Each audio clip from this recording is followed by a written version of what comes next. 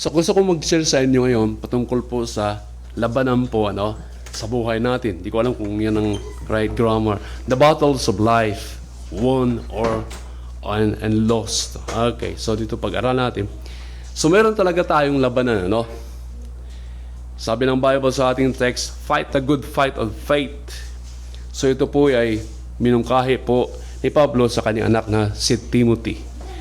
Sa akin pong panimula, sa aking mensahe po. Now, meron palang bagong mag-asawa. And then, 3 linggo pa lang sila nagsasama. So, nagmamadali itong babae pumunta sa kanyang pastor. Nagkakaroon ng hysterical. And then, sabi ng babae ito, "Pastor," umiiyak siya. And then, ang asawa ko, nagkaroon kami ng unang fighting. Nagkaroon kami ng unang labanan, ng away ba. Sobrang masama. Sabi ng babae, "Anong gagawin ko, pastor?" Naman, ang pastor, "Kalma ka lang, sister." Sabi ng pastor, "Hindi ito sobrang masama tulad sa iniisip mo."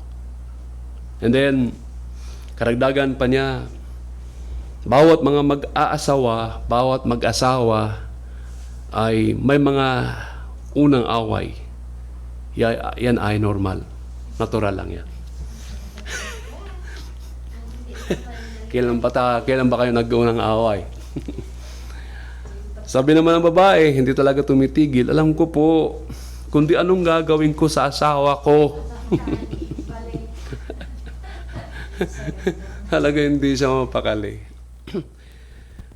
Tunay nga talaga kung amin natin sa ating sarili, halos sa atin hindi ka talaga masisiyahan pag mayroong conflict. At ayaw mo talagang lumabas upang maghanap ng away, di ba? Mahirap. Subalit, alam nyo, being a Christian, hindi maiiwasan ang battles. Hindi natin maiiwasan na ang labanan darating talaga sa atin. Ito pong labanan ay iba't ibang hitsura na dumarating sa atin. Sila ay dumarating sa iyo, dumarating sa atin, bawat isa. Saan nyo po, marami kasing hitsura ng dumarating sa atin. Ito'y nag-aanyo po sila minsan sa relasyon na labanan, minsan sa financial challenges, minsan sa health issues, kalusugan. Ito yung mga labanan. Spiritual stagnation, mga nanlalamig, ayaw na minsan nga yung mga matured nga Christian, patuloy pa nagkipaglaban. O kaya, ito yung anyo ng mga libangan natin, habits. Marami pang mga bagay na dumarating sa atin ng mga labanan. Alam niyo po, ang gera o labanan ay isa po itong mga katangian o isa po itong mga realidad sa sanlibutan na makasalanan. Ang labanan po ay isa ding pangunahin sa Biblia na tema, the major theme na tumatakbo sa istorya sa Bible. Katunayan, mula sa Genesis chapter 3, doon pa lang hanggang Revelation chapter 20, mababasa natin ang sigalutan at fighting, labanan, nandoon po. Where in fact, si Pablo po, madalas ginagamit ang salitang soldier. Diba? Na maisalarawan to describe na tayo po yung mga Kristiyano sa buhay, mga sundalo tayo. Si Pablo po, pinalalahanan si Timothy na kanyang anak sa pananampalataya. Ito kasi niya ay bunga. Bilang isang soldier on duty, be careful of distraction. Distraction yung kaguluhan sa isip sa sanlibutan ito. He reminds Timothy that faith is a battle. Ang pananampalataya ay pakikipaglaban. Kaya sabi na doon sa verse 12, fight the good fight of faith. So labanan ang ating pananampalataya.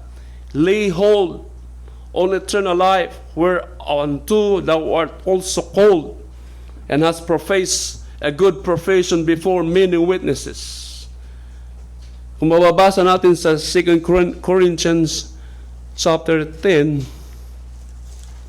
sinabi din dito ni Pablo sa mga taga-Korinto po, chapter 10 sa verse 3 hanggang 4. For though we walk in the flesh, we do not war after the flesh. For the weapons of our warfare are not carnal, but mighty through God to the pulling down of strongholds. So meron talaga tayong labanan, pero hindi ito barilan sa laman o kaya sa dugo. Kaya nga mga Christian, ang ating Christian life ay pakikipaglaban. Sabi nga ni Charles Spurgeon sa kanyang preaching, sige lang, putok ka lang hanggang may gera, huwag mong sige hanggang nasa front line ka. Kundi ang labanan ay hindi kontra sa laman at dugo, pakatandaan natin sa Ephesians chapter 6 verse 10. But against authorities na di natin nakikita, mga spiritual, di ba? Mga spirit sa sanlibutan na ito. At isa sa mga problema na madalas na hindi natin binabalangkas ang mga bagay bilang espiritual na labanan ito. Ito mismo nagiging isang problema natin. Minsan din natin nagtitingnan ang labanan pala ay spiritualidad.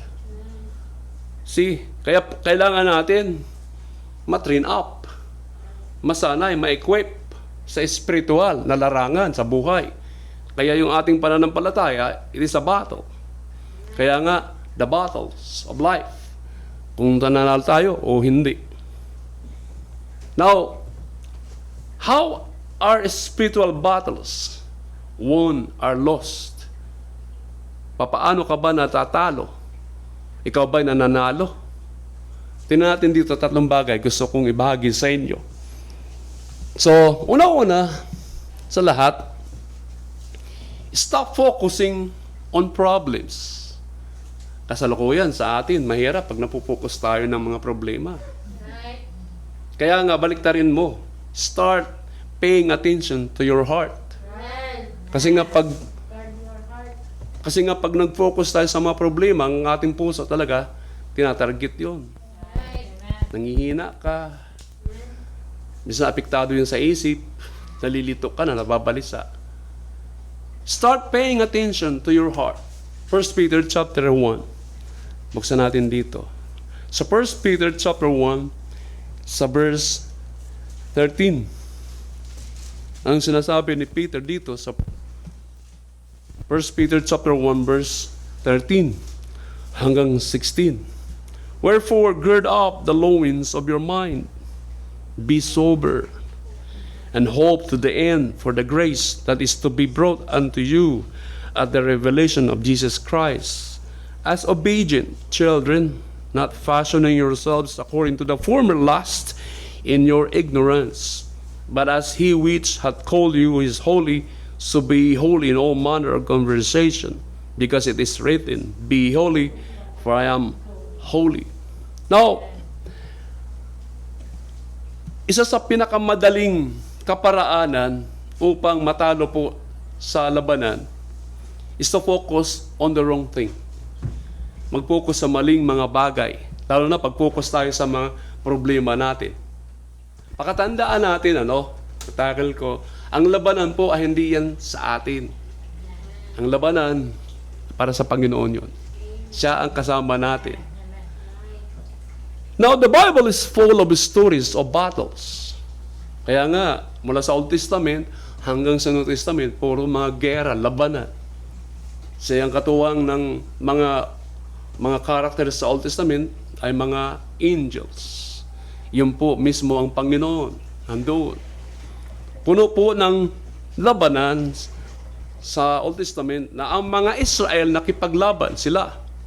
At isa sa At isa sa mga malalaking mga problema ay sila ay naglalaan ng sobra sa panahon na pumipirmi sa mga problema sila.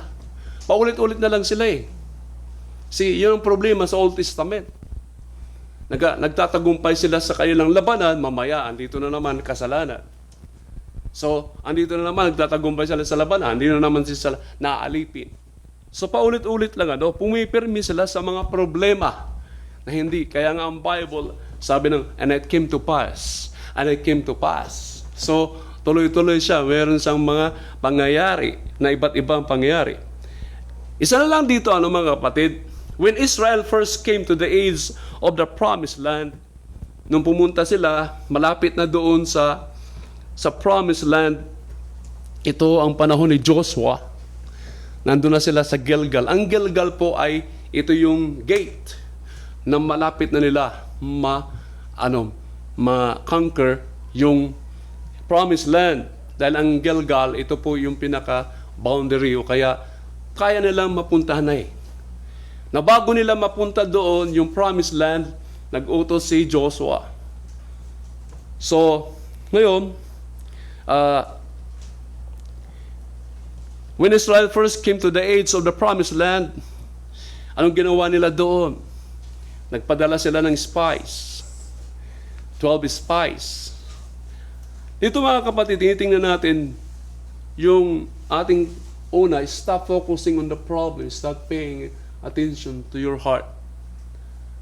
So dito po, nagpadala sila ng 12 spies at saka doon sa 10 of the 12 spies na bumalik, so alam niyo yung istorya doon susunod, di ba? Nag-report sila that land was a good land and flowing with milk and honey. Nagdala pa sila ng ebidensya. Yung grapes, ang dami. Pero nahirapan yan sila doon, pumasok doon. Kaya nga, meron doon sila, pumunta doon sa camp ng mga kalaban. Nakita na doon yung mga higanti, at saka yung isa doon na harlot, prostitute, ang pangalan? Si Rahab. So dito mga kapatid, nakita talaga nila yung 12 spies na talaga ay masagana. Kaya nga ang promised land, masagana yan noon, yung lupa, filter yan eh. Na kahit anong itanim mo, tutubo yan. Yan ang promised land na tinatawag na flowing with milk and honey. Subalit, dito mga kapatid, ang problema nila ay itong mga giants. Ito yung mga Anakites. Ang mga Anakites ay ito yung mga lahi ng mga giants. Meron doon mga higanti sa lupang promised land. At iniisip nila talaga ay, kaya nga ang 10 dito ay talagang takot sila ng balita eh. Kaya si Joshua and Caleb, sila lang dalawa eh. Sabi ng 10, patula lang tayo ng mga tipaklong. Sa kanilang mga mata, titiris na lang tayo eh. Mga higanti sila. Si Joshua and Caleb, sa ibang banda, ibang kanilang balita. Mayroon talaga sumatotal na kakaibang sabi nila, we should go up and take possessions of the land, for we can certainly do it. Agad-agad, makakonquer natin sila. Pero, tingnan nyo, dapat, hindi lang dalawa magre-report na maganda, 10. Samba sila. 10 spies nakapokus sa problema. 2 dito nakita nila na wala talagang pamana o hindi talaga sila matatalo nung sundalo na kasama nila ang Diyos. Mga sundalo ng Diyos laban sa mga higante. Yun ang hindi nila nakita yung 10 doon. One of the major problems with conflict is focusing on the problem sa halip sa puso. Kasi tama ang kanilang puso ni Joshua ang Caleb na mayroong spiritual doon na tinitingnan. Hindi naman tayong lalaban eh. See, alam niyo po ang puso natin, ito po yung upuan. The heart is the seat of will. yung emotion, yung will, yung gusto, yung mga plano, yung mga nais natin. Lahat ng bagay dumadaloy po mula sa ating mga puso. If the heart is off, everything is off. Ang unang utos ng Panginoon kay Joshua ay i-consecrate ang mga balikan natin yung story dito, Buksan natin sa Joshua chapter 5 verse 2. Sa Joshua chapter 5 verse 2 and 4. Sige, tingnan natin dito si Joshua chapter 5 sa verse 2 and 5. Ito siguro ang tanong ni Sanley. Okay, Joshua chapter 5 verse 2. Nakita nyo? At that time, the Lord said unto Joshua, make these sharp knives, susunod, and circumcise again the children of Israel the second time. And this, sabi sa verse 3, and Joshua made sharp knives, and circumcised the children of Israel at the heel of the foreskins. And this is the cause why Joshua did circumcise all the people that came out of Egypt, that were males. Even all the men were died in the wilderness, by the way, after they came out of Egypt. Now all the people that came out were circumcised, but all the people that were born in the wilderness, by the way, as they came forth out of Egypt, they had not circumcised. So dito pansin nyo, yung nagreklamo dun sa wilderness, hindi sila na-circumcise. Yung mga anak, yung mga young men, dito yung mga baguhan, ang na-circumcise. Anong merong katotohanan dito? Sa ating Dito po mapapansin natin, sabi ng Panginoon, ipunin lahat ang mga young men at i-circumcise sila. Ito'y masakit. At ang paghilo nito, mga ilang araw yon. Mga kapatid, ang pagtutuli po mga kapatid, na iniutos ng Panginoon, ito po'y marka o palatandaan ng kanyang covenant. Kasunduan po yun. Nagsisignify mga ito ng membership in the covenant people of Israel. Palatandaan po ito, kaya may mga inuutos ng Panginoon, minsan hindi natin maintindihan, but ito ay covenant, the people of Israel. Katulad po sa baptism. Ang baptism signifies membership in the church today. Yun ang formal na magiging member ka. It was a divine seal. Ito po ay notaryo, ito po ay silyo sa mga sa mga ligtas na kanyang mga tao. At ito'y pagtugon sa mga tao sa pangako ng Diyos. Kasi kailangan ma-circumcise ang mga Israel. Kasi sila talaga ang papasok sa promised land. Yung mga nagreklamo, hindi na kasama si Joshua at Caleb at ang kanyang mga anak. Sa New Testament, si Peter sinabi kung ano ang consecration, katutulad. Kasi dito, ipinaka-consecrate. Anong consecrate? Gawing banal o handa ang mga puso at isipan ang kanilang sarili. Katulad din si Peter, sinabi po yan, nabasa natin sa 1 Peter chapter 1 verse 13, 16. Ito po sa verse, baksan natin dito sa verse 13, 1 Peter chapter 1 verse 13. Sabi doon, wherefore gird up the loins of your mind, be sober. Anong ibig sabihin po yun? Ito yung paghahanda ng kaisipan. Preparing our minds. Para saan? Sa paggawa, actions. Ang ibig sabihin talaga literally is to prepare our mind for learning and thinking. Kaya sabi ni Peter, wherefore gird up the loins of your mind, be sober. Ihanda ang ating mga puso't isipan sa mga inaasahan talaga natin. Expectation fully sa pag-asa. Saan? Sa biyaya na i-provide ng ating kaligtasan. Tingnan mo, ang circumcised ngayon, yung puso na natin. Ito yung covenant ng Panginoon patungkol doon sa kaligtasan ni Jesucristo. Kaya ang 1 Peter chapter 1 verse 13 hanggang 16, sabi doon, but as obedient children, not fashioning yourselves according to the former lust in your ignorance, but as he which hath called you is holy, so be holy in all manner of conversations. Alam niyo po, ang pagiging banal, mga kapatid, ay higit pa ito sa pagbubukod, separated, mga kapatid, sa higit pang nilalayon sa ating pagiging Kristiyano, yung paghahanda natin sa kaisipan at buhay na ito. Ibig sabihin nito, mga kapatid, is to be completely at the disposal of God. Nawa, hawak na tayo ng Panginoon. Hayaan na natin ang Panginoong gumamit sa atin. Amen. Parang disposal. Pag bumili ka ng disposal, di ba? Yung plastic, kahit anong gawin mo, disposal yun eh. Tapon mo ano. Kasi pag natapon, hayaan na natin ang Panginoon siyang kumilos sa lahat ng ating buhay. Ito yung ibinigay na natin yung buong puso sa Kanya. It means to put yourself completely in His hands. Magnais na magamit ka ng Panginoon.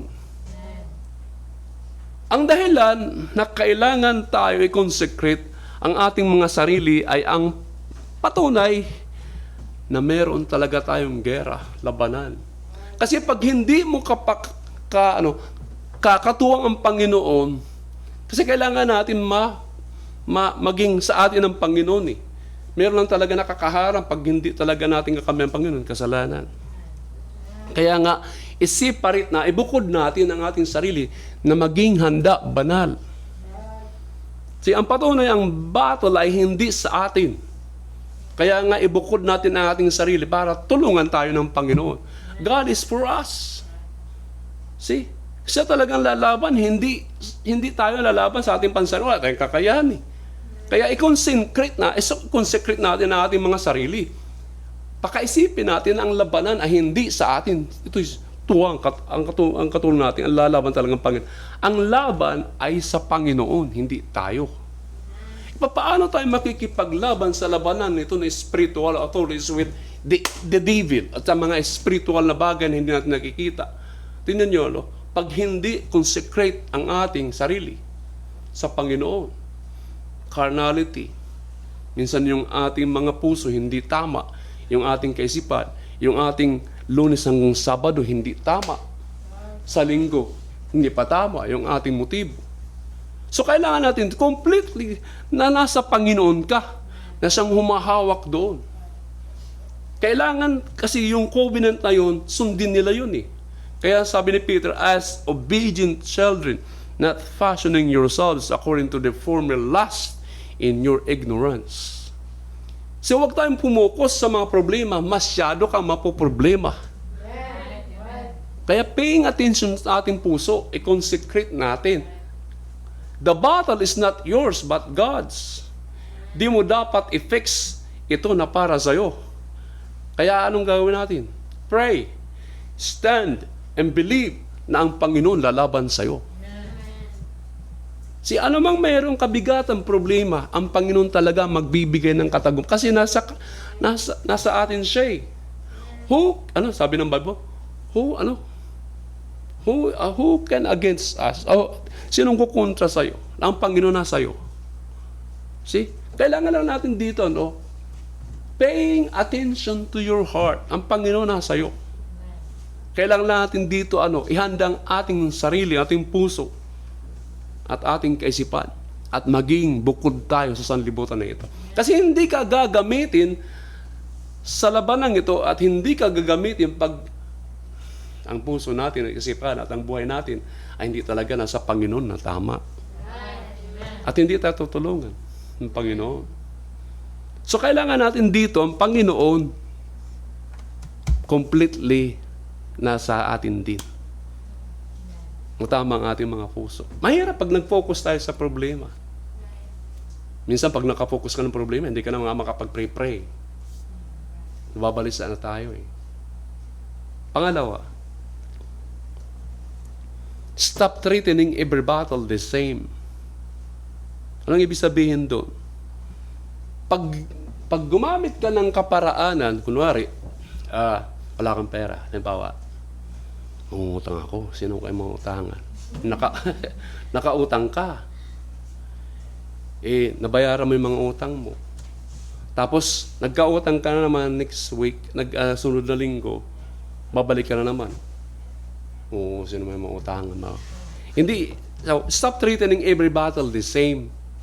Iba-iba naman kaparaan ang gawin natin. Seek for a God approach. Basta natin sa Joshua chapter 6. Nung tayo magmumula kay Joshua palagi. Okay? Joshua chapter 6. Sunod lang dito.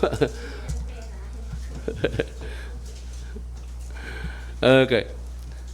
So Joshua chapter 6 verse 1 hanggang 5. Now Jericho was straightly shut up, locked down yung syudad ng Jericho. Because of the children of Israel, none went out and none came in. So lockdown sila eh. Nandyan ang mga Israel, takot sila eh. Kaya nga ang Jericho, the wall of Jericho, andito ano. Verse 1, the Lord said unto Joshua, see, I have given into thine hand Jericho. Tandaan natin na talaga ibinigay ng city, ang wall of Jericho, ang siyudad ng Jericho, ng Panginoon upang mapagtagumpay nila. Binigay na ng Panginoon sa kanilang mga kamay. And the king thereof and the mighty men of valor. Verse 3, and you shall compass the city, all ye men of war, and go around about the city once. Thus shalt thou do 6 days. Alam niyo yung story nito, di ba? And 7 priests shall bear before the ark 7 trumpets of rams, horns, and the 7th day ye shall compass the city 7 times, and the priests shall blow with a trumpet. Verse 5, and it shall come to pass that when they make a long blast with the ram's horn, and when ye hear the sound of the trumpet, and all the people shall shout with a great shout, and the wall of the city shall fall down flat, and the people shall ascend up, every man straight before him. Now dito ito yung kakaiba na labanan din Kaya nga sa Bible puro labanan, nakikipaggera habang may conquer lang nila ang promised land. So the Battle of Jericho, mga kapatid, isa sa mga halos na mga kilala na mga istorya sa Bible na nakikipaglaban. Dito, pag may kunikwento sa mga kabataan din. Ito talaga ay ultimong gera na kung saan underdogs sila sa mga araw na yun upang ito yung kaparaan ng Panginoon. Mamangha ano ba ito? See? Binigyan sila ng instruction. Ilan ang mga sundalo, ilan ang populasyon ng kapanahon ng Joshua sa kapanahon na yun. Madami. So doon, yung priest, ang ginawa, iikot sila sa 6 days, isang basis lang. Sa 7 days, sa 7 day, doon sila ikot ng 7. At ang instruction dito, kada ikot nila, wala magkukintuhan. Wala mag-iingay. Wala magte-text, wala magsiselfon, wala headset. Tingnan nyo. Sa dami lang, ang populasyon, abot sila siguro 5 million na Isa ka ng mga pagkikipag-away ng mga lalaki doon. Mantakit mo, iikutin lang syudad ng wall ng Jericho, walang kwentuhan. Walang maingay. Sabi mo, kaibigan, ano mo sayang mo kagabi? Walang maingay nga Papasanin yung mga priest, yung the Ark of the Covenant. Yun lang yun. So, ang the Ark of the Covenant, ito po yung nasa gitna ang Panginoon na kasama nila. So, isang bagay mapansin mo patungkol sa labanan sa Bible, ang bawat labanan ng Israel, nananalo sila ng kakaibang pakikipaglaban. Tingnan niyo, trompeta at sigaw. Yun lang. Ang bihirang laban yan ito. Ang paraan kay Moses, tinalo nila ang mga Egyptian soldiers. Iba din. Tingnan nyo, Hinabol sila hanggang Red Sea. Pagtawid nila, sea divide to, nahati ang dagat. Iba yung kaparaan ng Panginoon doon. Iba ang labanan, nakipaglaban kay Joshua, ang mga matalo nila ang Jericho. Kakaiba mula kay Joshua na tinalo nila ang Canaanites o kay David. Iba din ang kanyang pagkipag kay David sa mga Palestinians. Si Goliath, sling daw. Paano bang gagawin ng sling lang naman yan? Ang birang 7-footer o 9-footer yan. Sabi nga ni Goliath, ako ba'y aso na papaluin mo lang? Nakakatawa ang kaparaanan ng Panginoon. Hindi natin mapansin. See, anong gustong ikwento ko sa inyo?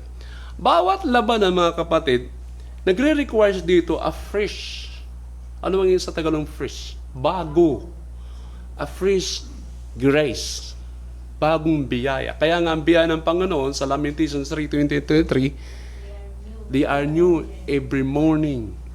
Kaya nga, pag umutang ka ngayon, bukas, yung utang mo nung linggo na naman, huwag mo ka na mangutang uli. Kaya stop treating every battle the same. Kaiba-iba naman ang dito ng Panginoon eh. Kung utangan mo ulit yung inutangan mo, bihira ito, suki ko na yata ito para makabayad lang. Talaga may inis yun. Gumawa ka ng kaparaan na iba naman.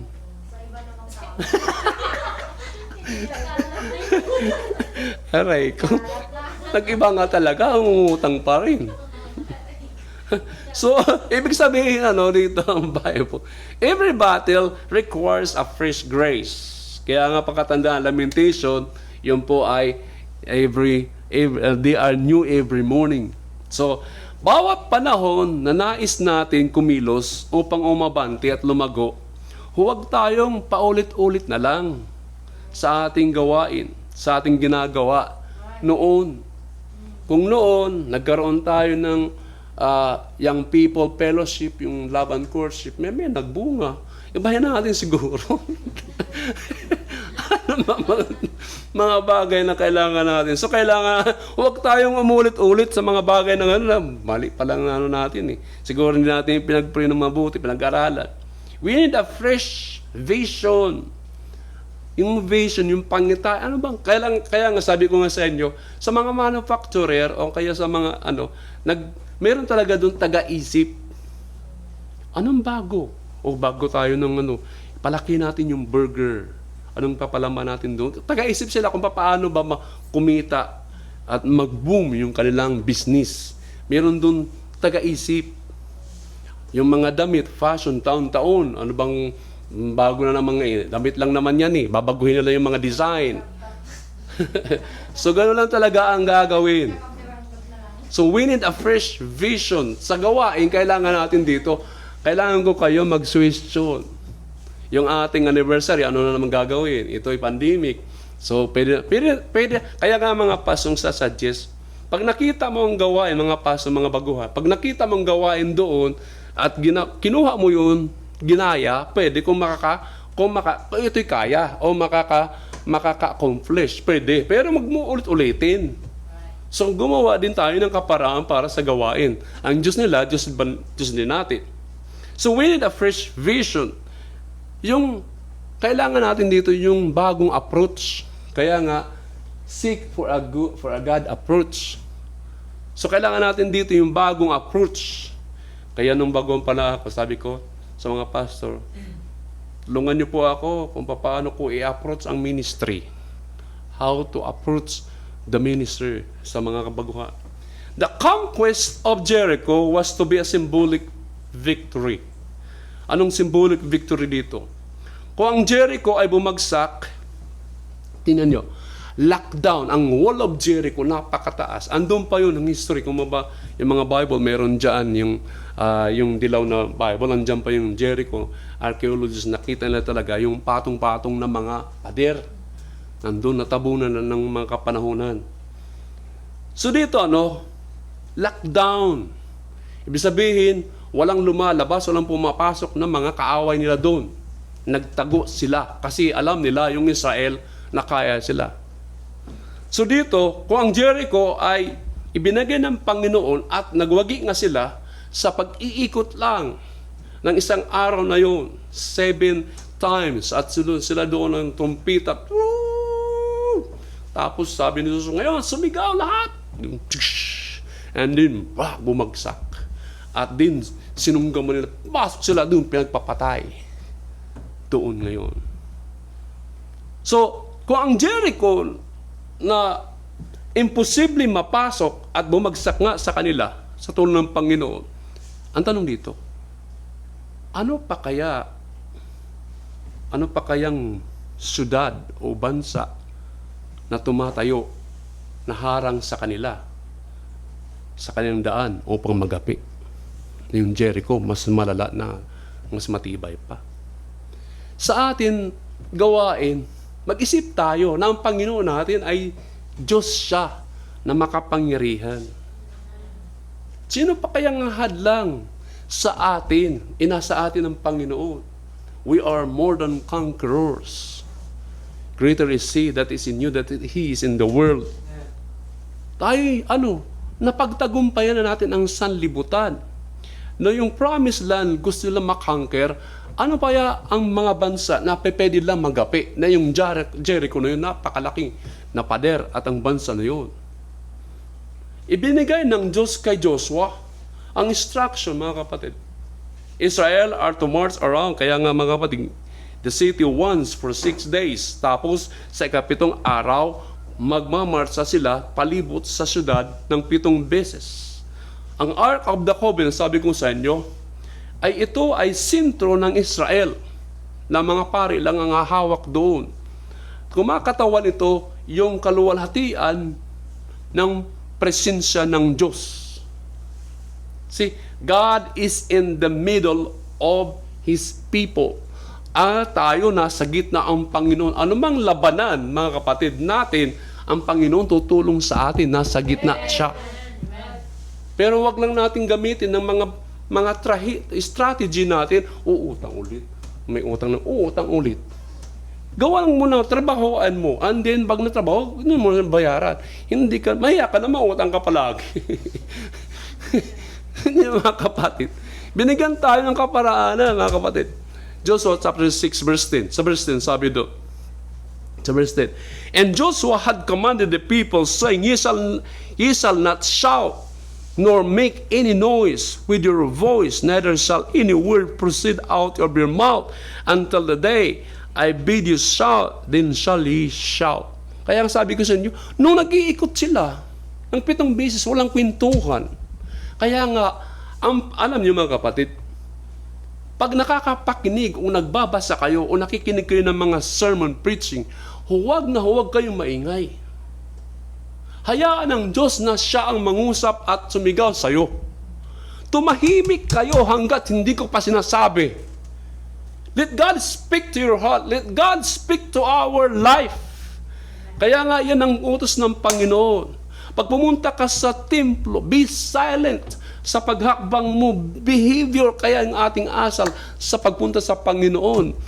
Manahimik yung ating asal. Walang kwentuhan. Hindi mga boses na marinig sa inyong mga labi. Mahirap noon. Tingnan nyo. Anong balita kahapon? Magkukwentuhan nga sila eh. Tayo lang dito pag pumunta sa Sunday, habang si service, nag-aawitan. Uy sis, anong nangyari? Uy Brad, kumusta na ang trabaho doon? Wala.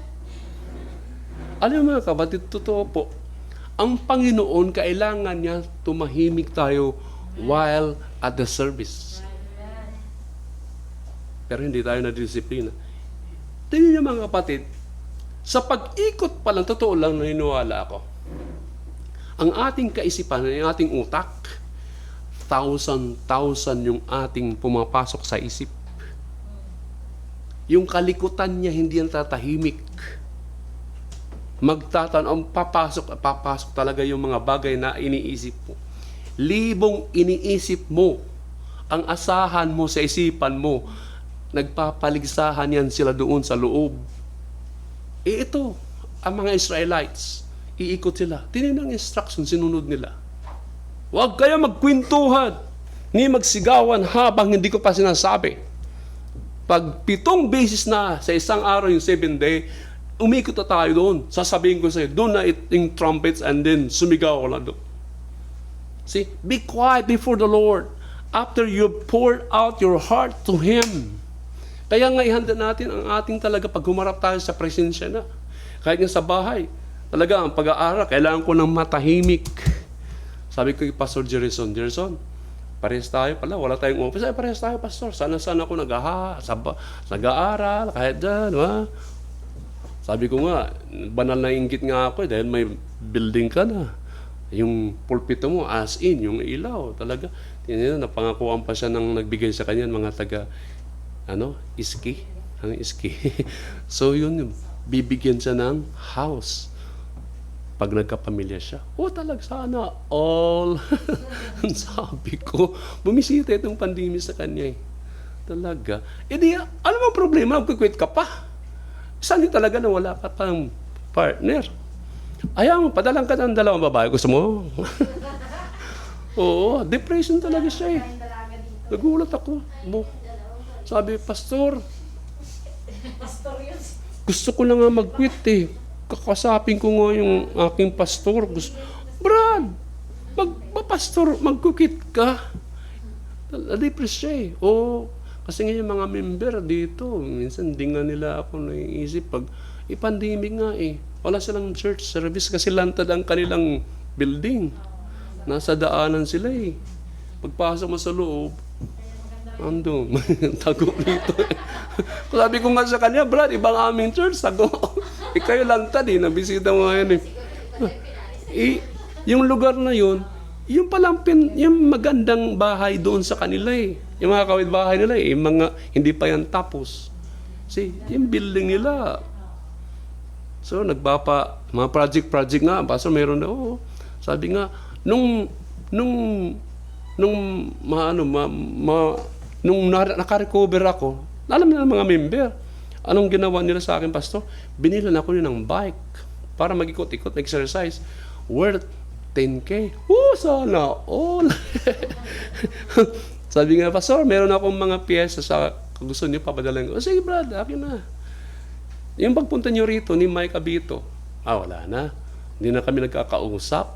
Hindi ko alam kung kailan, Pastor. So dito po, balik tayo. Be quiet before the Lord after you've poured out your heart to Him. Hayaan ang Diyos na magsalita sa iyo. Mga kapatid. Tingnan niyo mga kapatid, sa verse 20. Chapter 6, verse 20.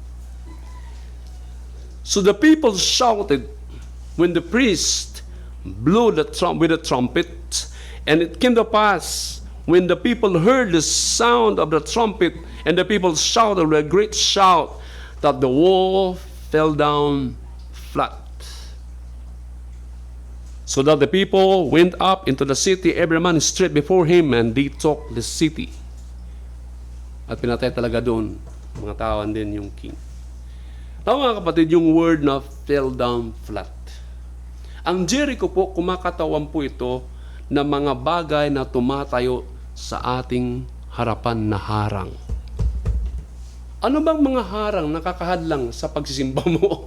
Ano bang mga harang nakakahadlang mag-devotion? Ano bang mga bagay sa spiritual na hindi ang church dito lumalago? Tingnan niyo mga kapatid. It is a symbolic, sabi ko nga sa inyo, yung katagumpay ng Israel na mapagtagumpay lang labanan na yon, ang Jericho. Ang Jericho po represents ng mga bagay na tumatayo sa ating daanan na imbis na tayo uusad, aabante, may mga harang. Mga kapatid, daanan na sasandalan ng Diyos at mga pangako na ibibigay nawa sana sa atin. Sana ba? Hindi may mga pangako ang Diyos eh. Para sa iyo yan. Anong dahilan na hindi natin nakakamit yung mga pangako ng Panginoon? Tingnan nyo, ibinigay mula sa umpisa pa lang, ibinigay na ng Diyos sa mga Israelites ang Jericho. Sa umpisa pa lang, binigyan sila ng instruction. Nandun na ang pangako ng Diyos, yung victory, and then instruction. Ia-apply na lang nila. Sinunod nila mo. Minsan, ano bang meron nakakalang sa atin, hindi tayo maabanti, lumalago. Kasalanan, higit sa lahat. Kasalanan yan na tumatayo sa ating mga daan. Di ko alam kung ano yun. O kaya, alam nyo, ito yung mga problema natin ng mga kalamigan, mga Christian, walang interes. Yung walang gana, alam nyo. Ako, na-immune na ako noon, nawawalan ng gana. Kaya sabi ko nga, kay Rela, decision mo yan, nandiyan ka lang. See, yung kawalang interes, ano pa meron? Maraming nakakadlang na hindi ka lumalago ang ating gawain. Mga material. Trabaho, minsan, nagiging isang daan nga eh. Jericho represents what stands between us at yon ang problema. Anong Jericho na nakakahadlang sa'yo?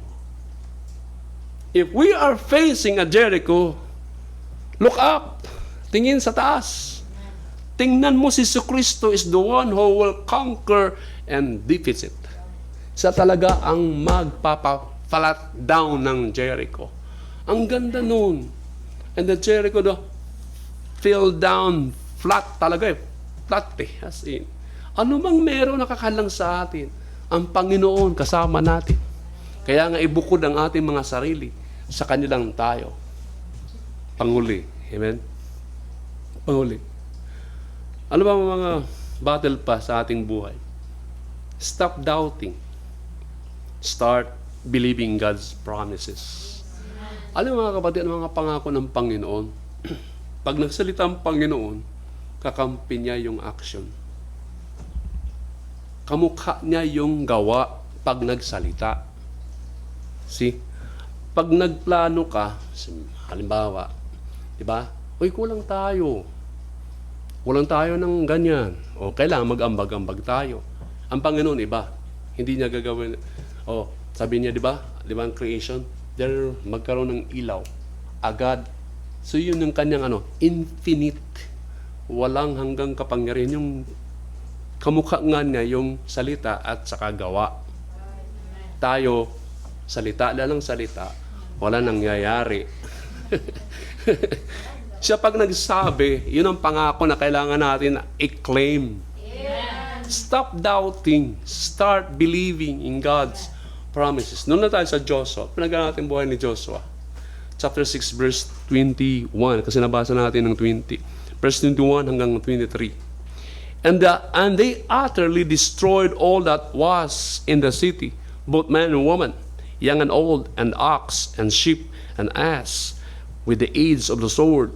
But Joshua had said unto the two men that had spied out the country, go into the harlot, andito na yung prostitute, si Rahab. Go into the harlot's house and bring out thence the woman and all that she had, as ye swear unto her.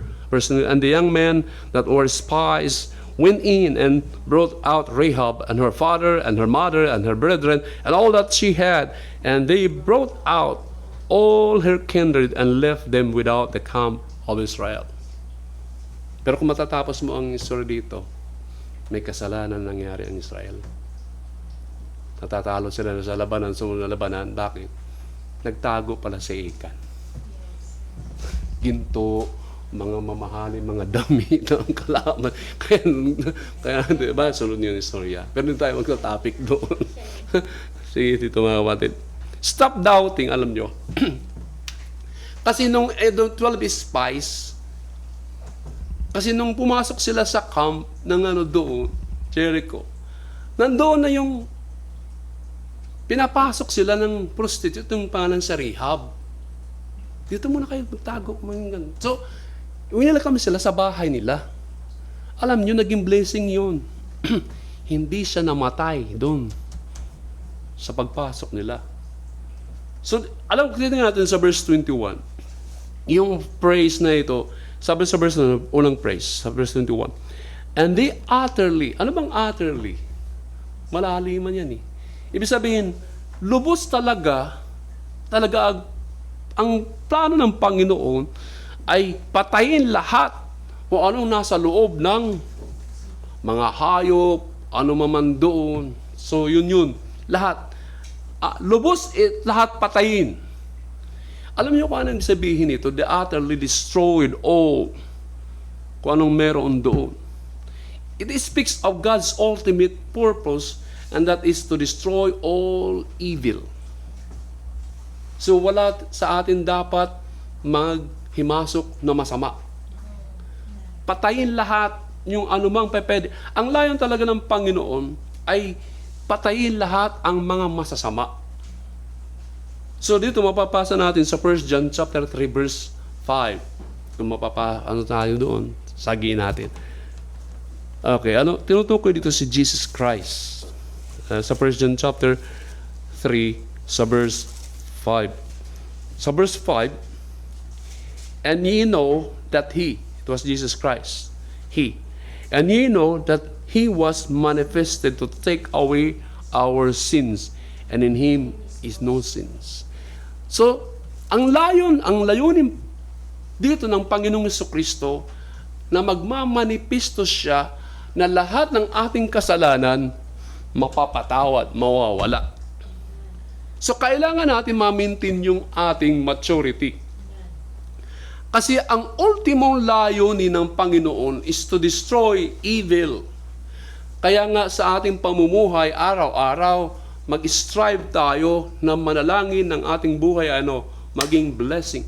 Yung ating asal, yung ating kaisipan, lahat, yung ating mga pakikitungo ay dapat, holy, banal. Para, ang layunin talaga, wala sa atin talaga makikitang dungis. At para yung ating relationship sa Panginoon ma-restore niya uli with His people. So dito mga kapatid, God's holy war is not against people. It's against evil, the evil one. Mga kapatid, mahal tayo ng Panginoon. Huwag tayo magdalawang isip sa Kanyang mga pangako. Siguro may problema lang tayo talaga, hindi tayo nakakaroon ng blessing. For 7 days, Jericho ay binaliwala yung babala ng Diyos. Kasi ang Jericho pwede pa maligtas, ano mong pwede mayari. Na ang Diyos ay hindi sila lipunin, patayin. Ang gusto lang ng Panginoon na sumuko sila, pero hindi. Anong ibig sabihin dito? Kaysa sumuko, ang mga tao sa Jericho, sila pa'y nagmatigas. Inilockdown nila eh. Andiyan ang mga tag-Israel, lockdown tayo. Matataas ang pader natin. Hindi nila tayo kayahin. Hindi nila alam, kasama nila ang Panginoon. Pinatigas pa nila ang kanilang mga puso at nilockdown ang syudad. Alam niyo mga kapatid, kung ang anong spiritual dito mga kalugan? Kung ang Diyos ay handang iligtas si Rahab kasi nandoon sa loob eh. Siya lang talaga naligtas at ang mga kasama, mga kamag-anak doon lahat. Kaya nang iligtas ang buong Jericho eh. Ito magandang loob si Rahab. Tinimpang ka ng buhay. Prostitute. See? Tiyak din na ang Panginoon kayang iligtas ang syudad ng Jericho. Pero nagmatigas sila. Alam mo mga kapatid, ang problema lang sa tao na mapupunta sa impyerno dahil sa kasalanan, kabayaran ng kasalanan, pinapatigas ang kanyang puso. Alam ko, nakakarinig na yan ng mga salita ng Panginoon. Kasi ang salita ng Panginoon hindi nagkakaila sa TV o kaya sa mga pastors o kaya sa mga bibisita. Kaya nga sa 2 Peter chapter 3 verse 9, kung mababasa natin, 2 Peter chapter 3 verse 9, the Lord is not slack concerning His promise, as some men count slackness, but is long-suffering to us word, not willing that any should perish, but that all should come to repentance. Ang pwede nang maligtas sa mga tao ngayon na hindi mapunta sa impyerno ay magsisi ng kasalanan. Kayang patawarin ng Diyos kahit anumang klaseng kasalanan. The Lord is not slack. Hindi siya nagkukulang patungkol sa kanyang mga pangako na not willing that any should perish but all should come to repentance. May mga panahon at lugar na ang Panginoong kailanman di magtsatsaga siya sa mga tao sa hindi pagtalima sa Kanya.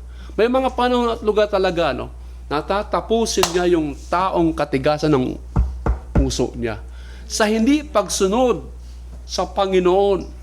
Sa gitna ng lahat ng di pagsunod, anong mangyayari sa buhay niya? Hindi natin alam ang Panginoon. Hindi na siya magsusumikap pa na paalalahanan. Kaya nga mayroong kasalanan papunta sa kamatayan. Kasi marami na nagpapaalala, di ba mga kapatid? Kaya nga, brad, sis, banabaliwalala. Hindi niyo ba pag may nagpapaalala ng ganon, ito yung babala. Hindi yan nagkataon na concern tayo talaga eh. Yung mga bagay na yun, binabaliwala lang. May mga panahon at araw at lugar, panalangin natin, nawa. Hindi na yan mag-i-strive ang Panginoon. Kaya nga minsan ng mga pastor, nawawalan din kami ng espiritu sa mga kapatiran na minsan ganoon ang kanyang spirit. Si Rahab dito na isang prostitute at sakop lahat ng kanyang pamilya, yung mga pamilya niya ay naligtas dahil sa katapatan ng kanyang mga salita yung Panginoon. Kaya naisama siya saan? Sa mga Hebrews 11, heroes of faith. Nandun siya sa pag sinabing heroes of faith, matatagpo yun sa Hebrews chapter 11. Diba si Samson nandito rin? Hebrews 11 verse 30 and 31. Sa verse 30, by faith the walls of Jericho fell down after they were compassed about 7 days. Andito nga verse 31. By faith the harlot prostitute Rahab perished not with them that believed not, when she had received the spies with peace. Ang ganda ng istorya ng Rahab, na isama sa kanyang pananampalataya. Alam mga kapatid, ang Panginoon po, ang mga salita ng Diyos ay may kapangyarihan ng walang hanggan, lampas sa ating kaalaman at katalinuhan. Ang mga salita ng Diyos, sabi ko nga sa inyo kanina, ay kamukha niya yung kanyang mga gawa. Pag nagsalita siya, talagang tutok pa rin niya yun. Kamukha sa kanyang mga gawa. Our words, nakududong. Yung ating mga salita, pag nagsalita tayo, kailangan i-back up, supportahan pa ng gawa. Kaya sabi ko sa inyo, illustration ko, magplano tayo, bili tayo ng ganun. Kailangan isuporta natin ng kilos. Hindi sa salita lang, walang mangyayari. Kailangan natin, kaya our words needs deeds to back them up para suportahan natin. At pwedeng mabigo tayo kahit nagsalitang plano tayo. Hindi pwedeng mabago, hindi mangyari yung ating plano. Kung hindi natin pagsusumikapan. Kasi minsan, talaga, ito yung ating kahinaan. Ang anumang nilalayo ng ating mga plano, minsan nabibigo tayo. God's word, however, cannot fail His purpose. Hindi siya mabibigo. Ano pa man ang pwedeng humarang, yung kanyang salita mangyayari, papapangyarihin. For God is speaking and acting are the same things. For God is speaking and acting are the same things. Kaya nga kamukha niya yung salita niya mangyayari. Sa pagtatapos, conclusion na. Anong matututunan dito mula sa mga battle ng Jericho? Kasi sa buhay natin nakipaglaban, may won or loss. What we learn from the battle of Jericho is that God's words can be trusted. Mapagkakatiwalaan. Huwag tayong magdalawang isip. Don't doubt. Kasi ang doubt, kasalanan yun eh.